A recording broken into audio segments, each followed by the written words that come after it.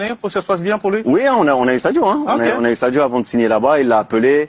Sadio, c'est vrai que son expérience, elle n'était pas extraordinaire là-bas, mais il a conseillé Nico de dire chacun a son identité. Et puis le plus important, c'est l'entraîneur.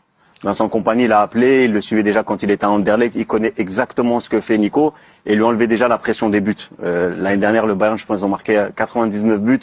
Ils ont dit aujourd'hui, Nico, toi, t'as 24 ans, t'es jeune, t'as Harry Kane qui va être là. Et c'est ce qui lui a manqué à Chelsea. Il lui a manqué vraiment un joueur référent qui va lui permettre de pouvoir comprendre le poste de numéro 9. Donc, il peut jouer derrière l'attaquant, il peut jouer sur un couloir. C'est un peu une équipe hybride que cette équipe de Vincent Kompany. Donc, c'est tout bénéf pour lui. Et puis, c'est un prêt.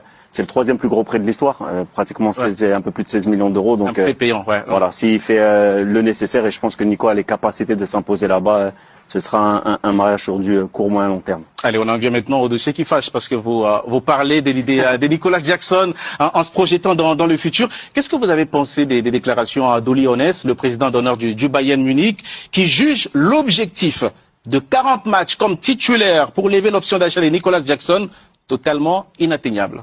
Ah, mais en fait, ça, c'est une guerre d'ego entre les deux clubs. Et il est même revenu sur ses propos. En fait, c'est vrai qu'il y a eu une saga autour de ce transfert. Et en fait, c'était un prêt sans obligation. Et on a fait un peu le forcing. On a dit qu'on voulait pas repartir du côté de Chelsea. Donc, voilà, les clubs sont tombés d'accord. Et il y avait un peu ce discours autour du nombre de matchs que devait jouer Nico pour que l'option devienne obligatoire. Et en fait, c'était un peu un secret de polichinelle. Et on a un peu taxé Max de s'être fait prendre la pression par les dirigeants de Chelsea. Il a juste dit que voilà, aujourd'hui, pour qu'il joue 40 matchs titulaires, ce sera compliqué, notamment parce qu'il joue la CAN. Ouais. Mais l'objectif de Nico, c'est pas de jouer 40 matchs, c'est de se pérenniser là-bas. Si aujourd'hui il marque 15-20 buts au mois de décembre, on va pas dire t'as joué 40 matchs et on lève l'option d'achat. Donc il ne se voit pas revenir à Chelsea? Non, absolument pas. Absolument pas. On sait que aujourd'hui à Chelsea, le rapport avec Maresca n'était pas forcément le meilleur.